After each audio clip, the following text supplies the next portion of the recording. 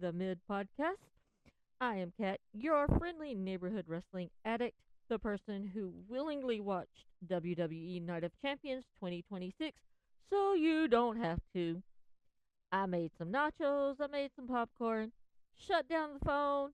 I was ready for some greatness. Instead, WWE somehow produced a premium live event that made waiting at the DMV seem like an action movie. You know, a show is bad when halfway through you're rooting for your Wi Fi to disconnect. So tonight, I'm going to talk about matches, baffling booking decisions, missed opportunities, and why this show proves that just because you can hold Night of Champions sometimes doesn't mean you should. So let's begin this disaster.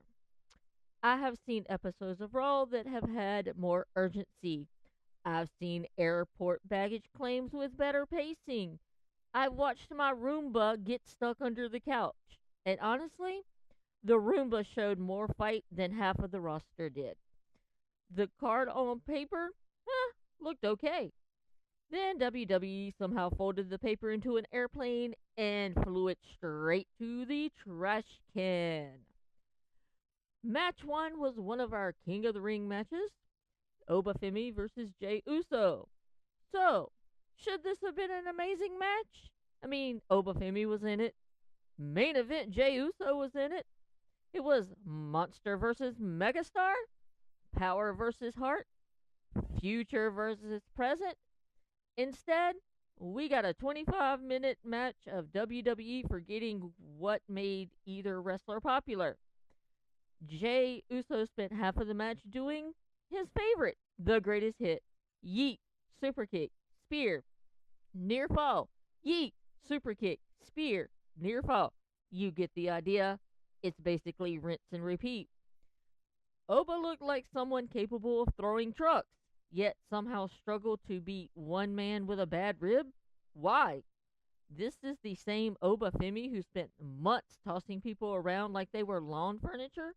Tonight, well, apparently physics took the evening off. The pacing was glacial. Near falls stopped meaning anything. The crowd started checking out. When the fans started looking at their phones to check the latest World Cup soccer scores during King of the Ring, you know, Houston, you might got a problem. Alrighty, the booking. Well, isn't the King of the Ring supposed to make stars? Instead, it felt like WWE was terrified of committing to anyone. If Oba wins, commit.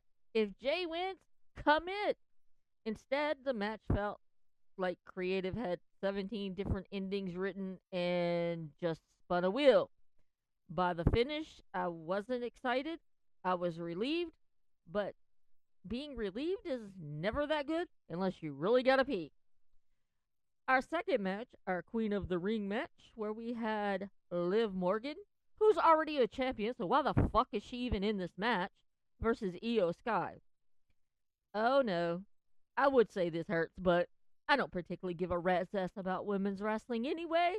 So, Io, pretty decent wrestler. Liv Morgan, yeah, WWE has pushed her, but she's an annoying blonde fuck. So naturally, they gave them a match with less chemistry than two strangers arguing over coupons at your local store. Everything felt slow, awkward, and disconnected. It looked like two talented wrestlers wrestling two completely different matches. Io wanted speed, Liv wanted storytelling. The match wanted a nap, and I think I probably should have taken one at this time. Every time Io built momentum, something stopped it. A commercial style pacing. Rest holds, long pauses. Why? Why? Why? Why? Io Sky wrestling slowly is like asking Ferrari to make John Deere tractors. Technically possible, but why? Match 3, Seth Rollins versus Braun Breaker in a cage match. Well, one would think this should have stolen the show. We have a steel cage. We have Braun Breaker, who, if you're not aware, has legendary blood, as in Steiner blood. Do the Steiner math, you'll understand. You have Seth Rollins. So, violence, chaos, broken people, broken steel, that's what you expect in a cage match, right? Yeah, well, it's WWE. Instead, we get a 20-minute climbing the cage, not wrestling, trying to figure out how to get out of the cage. Oh, wait, he's climbing again. If I wanted to watch people slowly climb things, I'd watch toddlers at a playground. Braun looks incredible. Seth sold. The cage, well, apparently became the main character. How many times do we need to tease escaping? Once? Maybe twice? Not 14. The audience knew nobody was escaping until the finish, so please, stop pretending. And let's talk about interference. Can WWE please remember that steel cages exist to keep people out? Well, I don't know. I'll let you debate on that. Match 4 was our men's United States Championship featuring Trick Williams and Ricky Saints. Alright, this match made me really, really sad. Not angry, just sad. Both guys have talent. Trick Williams, charisma personified. Ricky Saints can wrestle. Together, magic should have happened. Instead, it felt like two guys wrestling while waiting for creative to tell them what their personalities were. Well, the match wasn't bad. It was forgettable.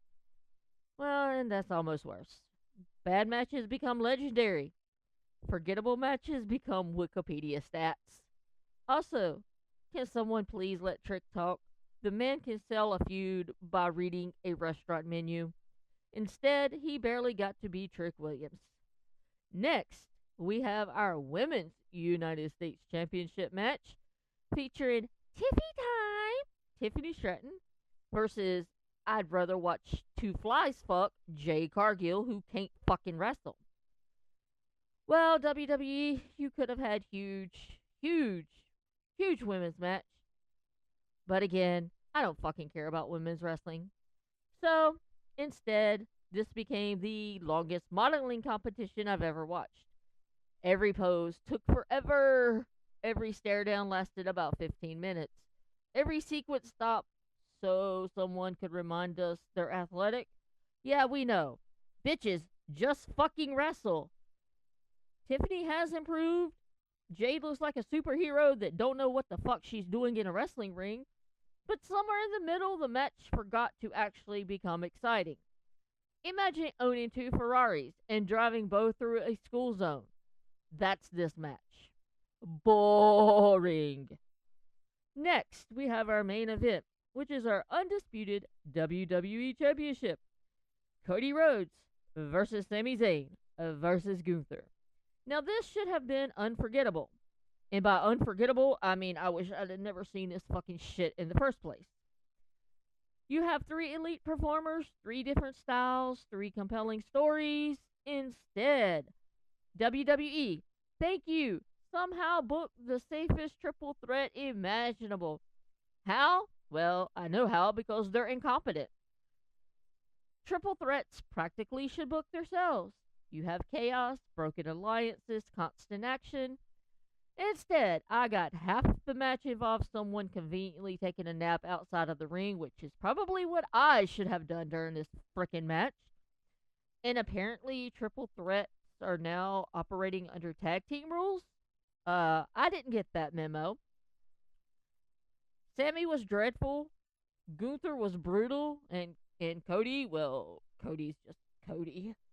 But the storytelling never reached another gear. Why? Because they suck! Nobody felt desperate. Nobody felt dangerous. Nobody felt like losing the biggest championship would ruin their career. It was, I would say fine, but that's an insult to the word fine. The worst word in wrestling is fine, but again, I don't want to insult fine. Sami Zayn fucking won. Why? Why? You're gonna take the belt off him in like 2 or 3 weeks and put it right back on Cody. Everybody knows this, so Cody can wrestle CM Punk. Okay? We get it. It was a feel good moment. And evidently, that's all WWE knows how to do now is create moments. They don't know how to tell stories anymore. It's about the moment. Oh, can this go viral? We need this to go viral. Motherfucker, if I want something to go viral, I mean, I don't know. I don't know. Anyway, problems. Let's discuss why the show failed. The number one problem, everything was too long. Every match believed it deserved 30 minutes, and I got like 3 hours of commercials. I mean, not every movie needs to be Lord of the Rings. Sometimes, a 90-minute movie is fair enough. You can get all your shit in. Problem two, predictability. Of course, any wrestling fan could predict this fucking show. And no, it wasn't because I'm brilliant or intelligent or the smartest person in the room. It is because WWE has telegraphed them from outer space. Problem three, no surprises. I don't remember any shocking moments. Were there unforgettable spots? Yeah, the whole show's unforgettable. Where were the moments we'll discuss next year? Yeah, I don't think I have any. Which is my point. Problem four, we had no urgency. Everyone wrestled like tomorrow was guaranteed. Championships should create desperation. Instead, everyone wrestled like they had dental appointments afterwards. Problem five. Ah, well, creative played everything safe, which WWE and safe should go hand in hand and probably sleep together and create a child. Nobody got elevated. Nobody got destroyed. Nobody became a bigger star. The show ended exactly where it started. That's not progression. That is treadmill booking. All right, now, why I would rather watch paint dry. And people laugh when I said watching paint dry would be more entertaining. Would it? Let's compare. Paint changes. Night of Champions barely did. Paint develops texture. This show stayed flatter than a preteen's chest. Paint eventually reaches a satisfying conclusion. This event somehow felt unfinished after 3+ hours. Paint also doesn't have commercial breaks. My point is, I'd rather watch paint dry. Okay, I have to give some positives, right? Just to be fair, maybe. One positive, Oba does look like a future world champion. When that will be? Fuck, who knows? It ain't gonna be anytime soon because as of Monday night, he's foregoing his championship opportunity to face Brock. Don't get me wrong, I'm a Brock fan. I like when Brock shows up on my TV. But why did you tell me whoever won King of the Ring would get a championship opportunity at SummerSlam only to turn this into, oh, well, championships will always be there? No, Oba, they won't. You could get hurt. You could get cut, Lord forbid. So, no, your championship opportunity may not always be there. I would rethink my decision. Io remains unbelievable. Gunther, well, right now he's always a disappointment. Ever since he tapped out to Jey Uso, his career has gone down the gutter. Trick Williams, he has charisma. Braun Baker, he's going to headline WrestleMania someday, which I think is what I said last year. I'm still waiting for that.